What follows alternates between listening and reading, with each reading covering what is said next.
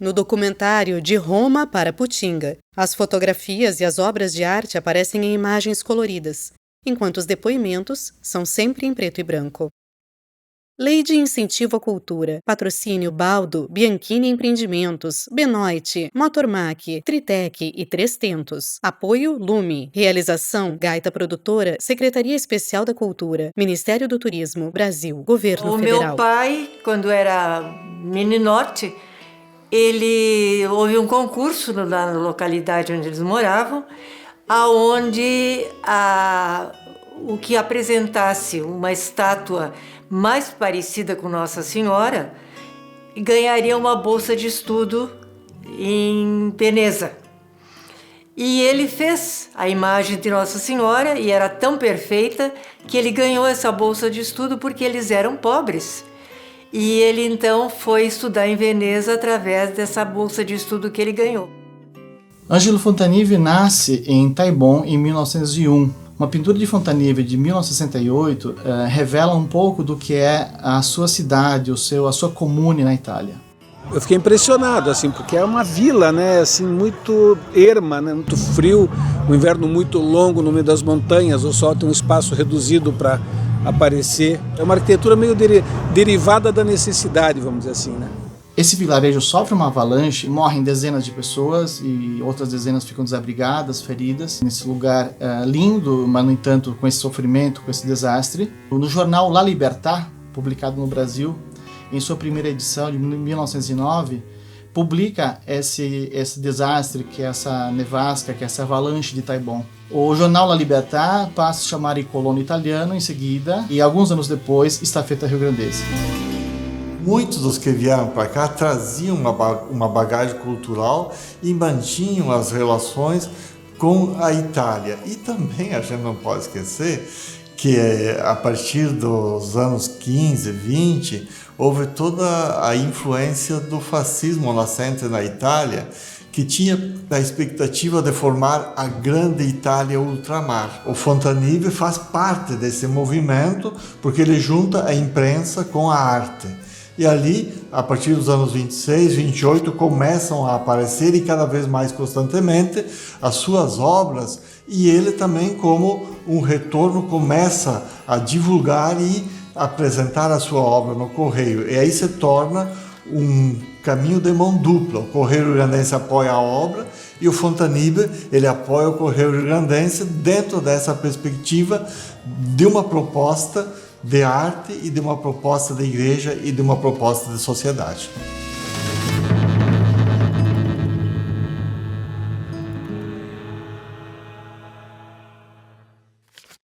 Tudo a pé, cara, tudo a pé. Ele fazia que ia a pé, a gente não conhece na estrada, nem nada, isso tudo, né? Eles eram aquele carroça, com aquela rodona, com 6 mulas na frente.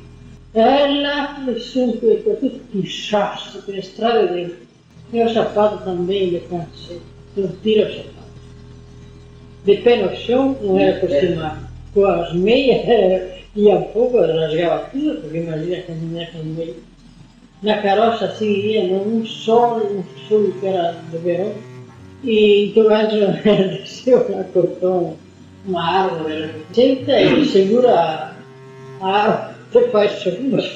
Segura para fazer sombra, não? Depois nossa cunhada disse, vou parar a carroça que lá naquela roça lá tem uma melancia, uma bonita melancia, tem torcido, e vamos cortar. Parou a carroça, foi lá embaixo, cortou, era uma boa. Mas eu pensava que era melancia, não era assim a cor mesmo, né? A cor da melancia, mas era boa. Vamos, até que chegamos, passamos o rio, até que chegamos em cima do outro lado do monte. Estaria jura que era? Tesoura, não por isso. Aquela estrada lá era fofinha.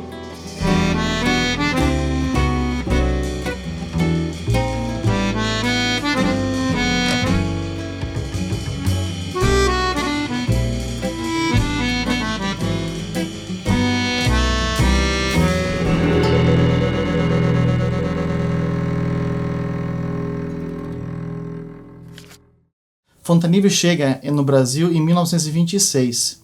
É muito curioso o seu anúncio no jornal Estafeta Riograndense, porque ele coloca como seu endereço de contato o endereço do padre. Porque imagina, nesse período na colônia, sem contato algum e transitando de um lugar a outro, tinha que ter uma base de referência. E a base, então, é o padre Cleto Benvenu. O padre Cleto Benvenu é o responsável pela boa imprensa em Porto Alegre, e através de Cleto Benvenu, Fontanive tem contato com os missionários escalabrinianos. Os missionários escalabrinianos, então, com a promessa de muitas obras nas suas novas colônias, principalmente no alto do Vale do Taquari, dão as condições para que Fontanive tome coragem de voltar à Itália, casar-se com sua amada e, a partir de 1927, vir em definitivo para o Brasil. Deve ser muito difícil isso, né? Essa vinda de Veneza. Por mais que a Itália tivesse com dificuldade, tinha uma riqueza muito grande lá, né, cultural, né? E ele vem aqui para o interior do Rio Grande do Sul, que devia ser uma coisa muito erma, assim, né? Muito inóspita, né? Acho que foi uma vida muito difícil no começo. Né?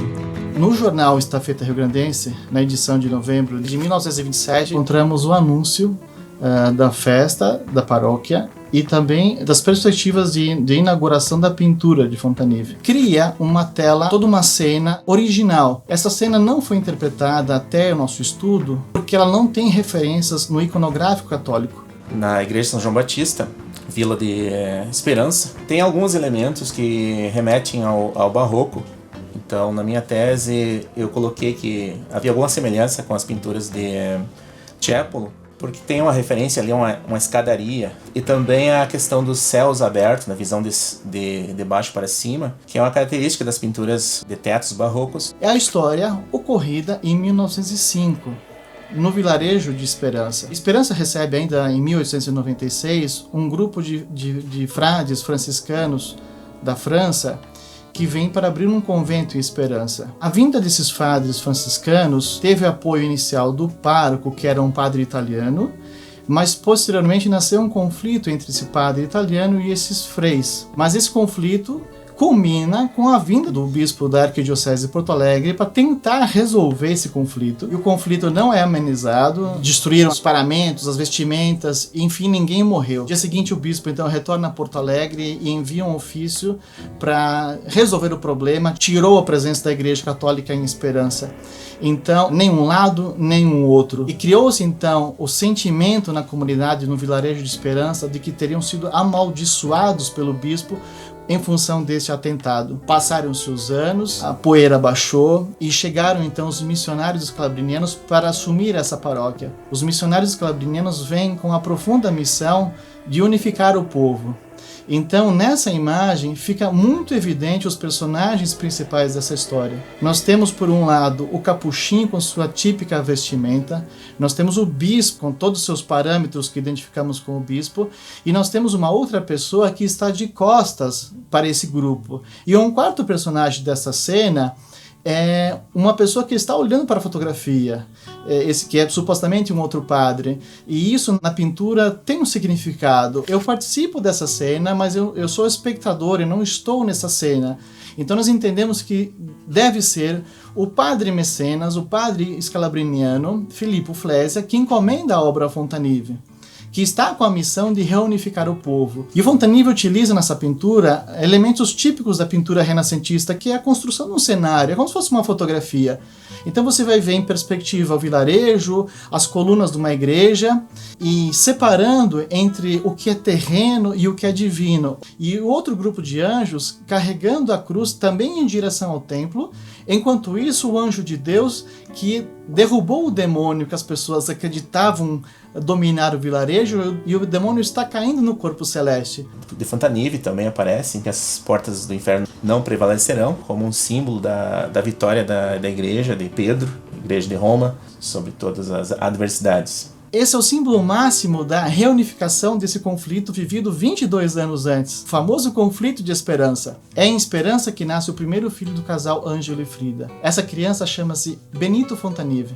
Corre na região a história que uma criança demorou 6 dias para nascer, e ele era gordinho, Fontanive desce a cavalo até Mussum, busca uma parteira que traz a esperança e salva o seu filho.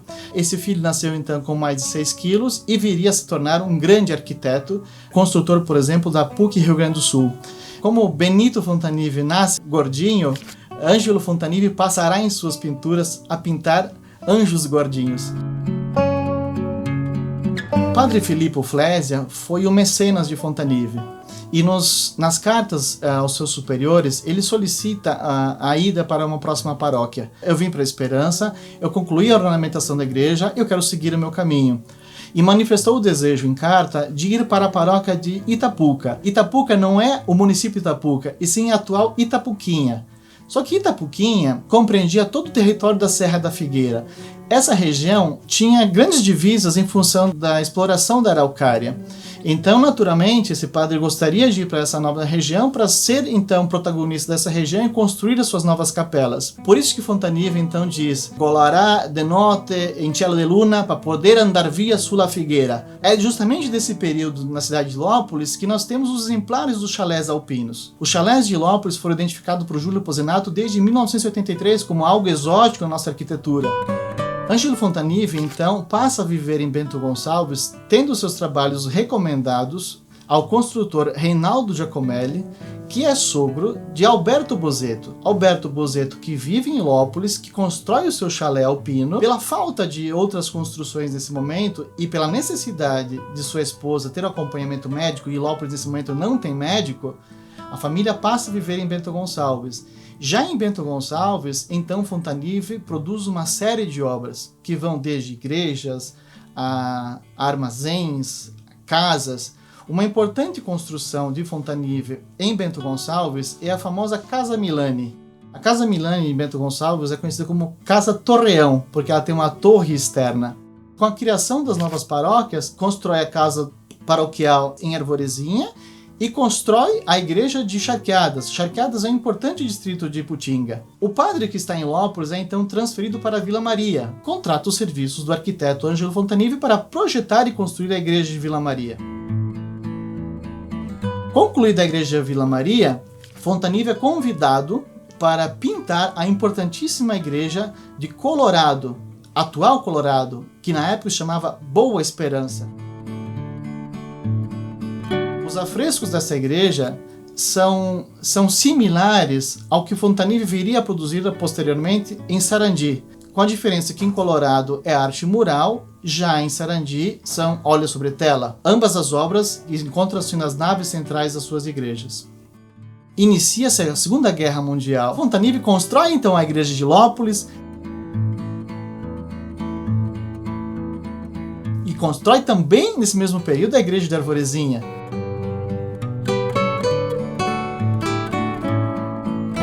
A Europa está em guerra, não se pode falar italiano na região, e o artista se encontra nessas pequenas vilas produzindo as obras importantes, que são as igrejas desses locais.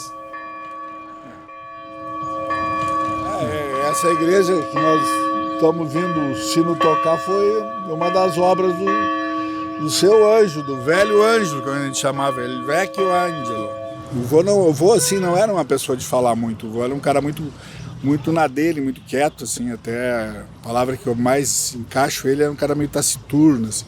Ele estava sempre fazendo alguma coisa, ele não parava, mas ele era de poucas palavras, assim, era de muito agir, mas de poucas palavras. É gozado, porque ele devia ter muito conhecimento, estudou em Veneza, e isso eu só sabia pelas pinturas que eu via, né? Eu sempre quis achar as raízes, né? Quando eu viajei para a Itália era por isso, para achar as raízes, né? E nem imaginaria que uma parte estaria aqui, né? Porque eu sempre achei que era Bento, assim, não imaginava que fosse isso. A igreja de Ilópolis é um santuário, coisa que sempre o padre esteve junto ao desenvolvimento da população. Então todas as atividades sociais que ocorreram com o desenvolvimento do município, o padre sempre teve participação efetiva.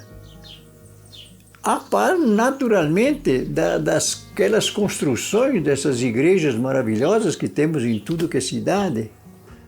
tenha uma participação e serviu também para o povo se desenvolver através do comércio, da indústria, sempre teve aquele início fundamentalmente religioso.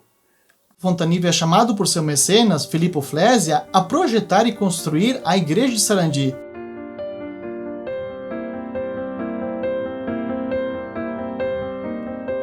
Eu nasci em Sarandi e saí de lá bebê.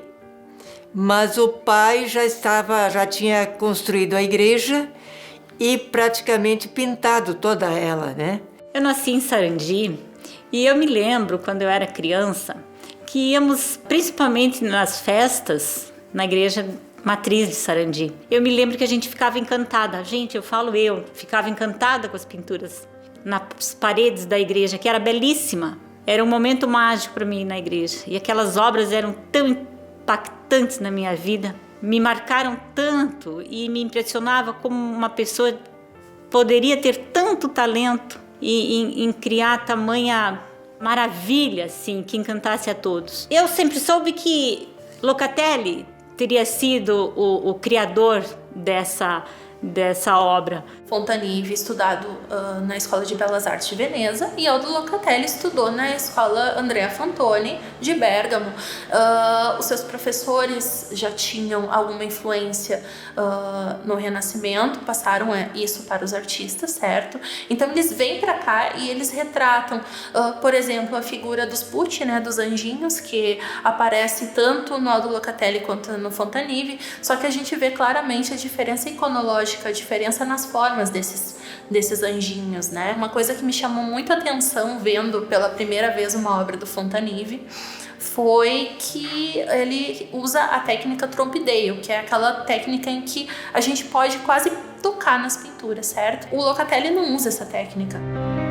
Em cada lugar que o pai trabalhou, ele formou as mãos de obra que ajudavam ele e ao mesmo tempo aprendiam. Então ele era realmente um professor. E de Bento Gonçalves, depois nós fomos para Tapejara, onde ele fez o projeto da igreja de Tapejara e chegou a construir a igreja de Tapejara. Fontanive passa a ter sua obra reconhecida e ganha então uma nova encomenda, que é a construção da importante igreja de Tapejara. Uma igreja cheia dos frontões, são típicos da arquitetura grego-romana, que são esses formatos de casinhas em todos os lugares na frente da igreja. Eu fui alfabetizada na escola ali, que era do lado praticamente quase do lado da igreja. E de lá então nós moramos 5 anos, eu acho. E dali nós fomos para Porto Alegre. Todas as obras de arte que ele fez por fora da igreja que tem ali, que tem gesso e coisa, eu me lembro do pai fazendo tudo isso em formas. E quem ajudava ele nas férias eram os guris que eram o Benito e o Luiz. Então eles ficavam em férias de verão, no caso, e ajudavam o pai a fazer essas formas, né? E ali tinha a obra toda e aqueles montes de areia e de material, e isso tudo eu me lembro. Eu era pequena, mas me lembro de tudo isso. A escola onde eu fui alfabetizada, nós olhávamos assim para cima e víamos o pai pequenininho lá em cima nos andaimes. Na hora do recreio, nós olhávamos para lá, porque era eu e o Vades, o meu irmão. Eram os últimos, né? E então nós olhávamos para cima e o pai estava lá nos olhando, lá em cima daquele andaime, né? Pequenininho, nós olhávamos para ele, né?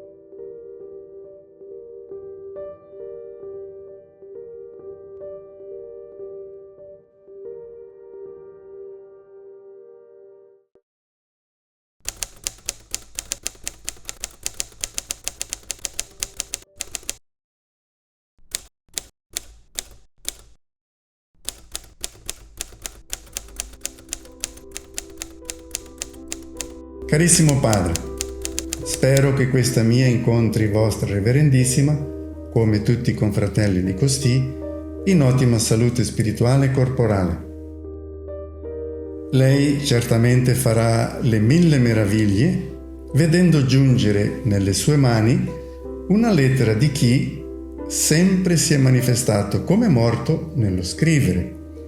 Lei conosce le poche abilità letterarie del sottoscritto, come anche il poco spirito di buttarsi fuori, come si dice. Quando io mi muovo è solo per dare incomodi, come al presente. Fine di questa mia è domandare un grande favore a vostra paternità e, se non le sarà possibile personalmente, potrà farlo per mezzo di un altro confratello di Roma. Trattasi del seguente.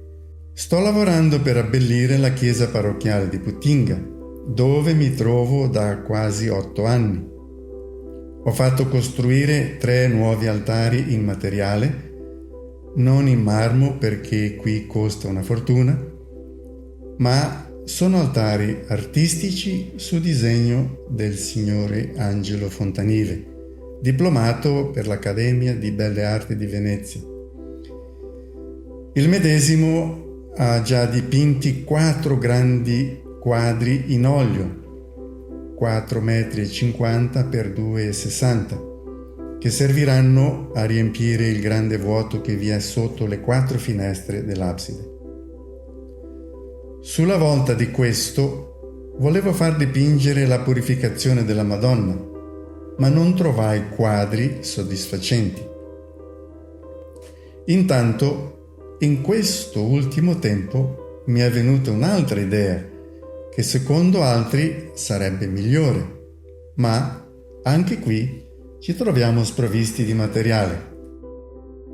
In quel posto vi starebbe bene rappresentata la disputa del Santissimo Sacramento del Raffaello, come a ricordo quasi del 5° Congresso Eucaristico Nazionale che si realizzerà in Porto Alegre alla fine del prossimo ottobre. Per questo la pregherei di interessarsi o di interessare qualche altro confratello per procurare una oleografia a colori della disputa del Santissimo. Così avrei bisogno anche della purificazione della Madonna. Autori di questa pare che siano il Tiziano e il Tintoretto. Se è possibile di trovare questi soggetti, sarebbe favore di spedirli via aerea e quanto prima, per non lasciare disoccupato il mio artista. Spero che nel centro della nostra sacra religione sarà facile di trovare questi soggetti, il che è impossibile in questo Brasile. Chiudo presentando i miei rispettosi e filiali ossequi a Sua Eminenza il Cardinal Rossi. Così la incarico di salutarmi caramente tutti i confratelli di Roma, noti o ignoti. Mi saluti i 2 chierici riograndensi che speriamo facciano buoni progressi. Ringraziandola anticipatamente e domandando scusa dell'incomodo che le ho arrecato con questa mia prolissa. Mi professo di vostra paternità reverendissima, confratello in Gesù Cristo, padre Vittorio Di Lorenzi, missionario scalabriniano, Putinga, Rio Grande do Sul, Brasil. Olha a riqueza de detalhes. Não, é maravilhoso. Essa cúpula aqui é espetacular.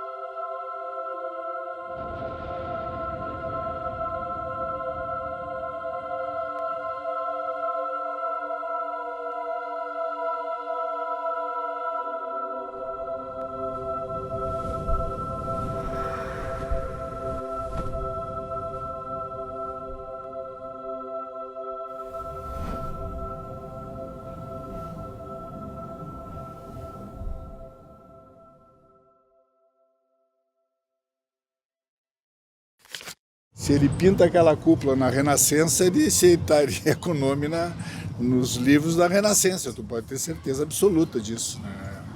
É uma coisa impressionante a cúpula. Alguns personagens não tão importantes, terrenos na pintura de Rafaelo, dão lugar aos missionários escalabrinianos que estão no vilarejo de Putinga. Como curiosidade, Rafaelo, na disputa do sacramento que está no Vaticano, pinta Urbino, sua cidade natal. Fontanive não pinta a sua cidade natal, que é Taibon, e sim pinta a Catedral de Porto Alegre, que será inaugurada no Congresso Eucarístico no final de 48. Em ocasião do Congresso Eucarístico, será inaugurada a Catedral de Porto Alegre e Fontanive já homenageia antes disso lá em Putinga. Na biografia publicada na Itália pela Città Nuova, na página 832, encontramos então a referência da pintura na Catedral de Piacenza, que Fontanive reproduz em Putinga.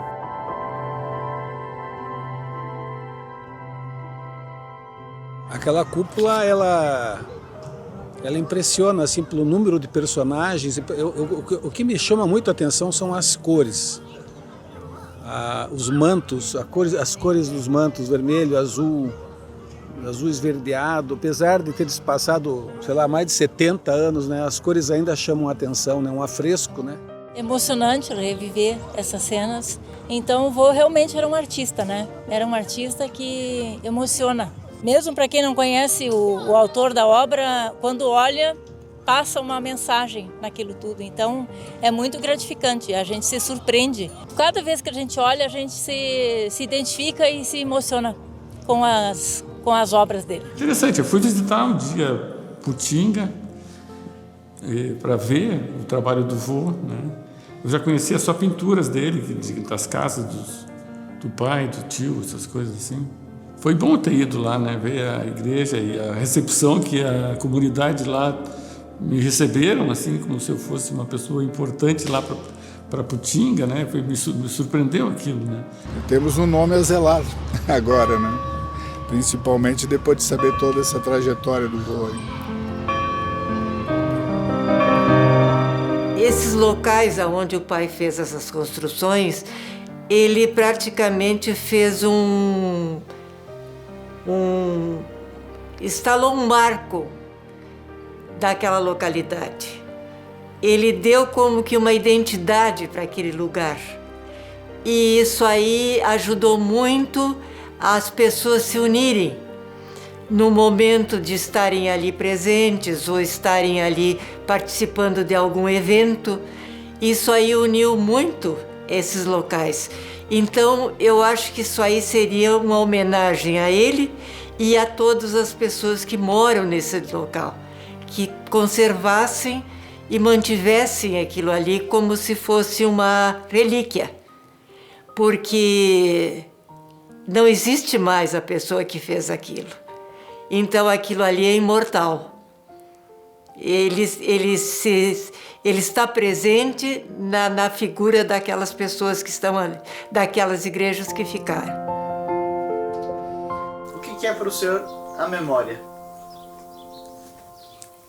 O que é a memória? A memória eu não saberia explicar. É um dom de Deus.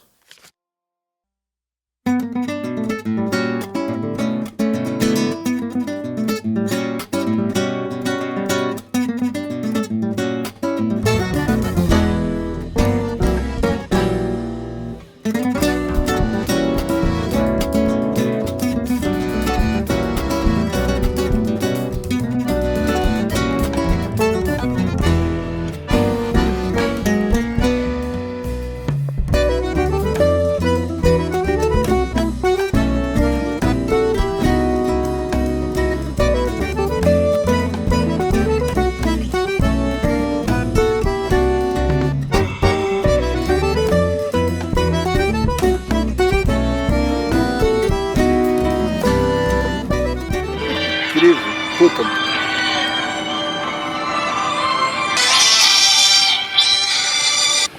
Ô Jacaré, eu já te ligo de volta, agora eu sou artista, eu tô gravando uma filmagem aqui. Agora eu sou artista. Tá bom, valeu.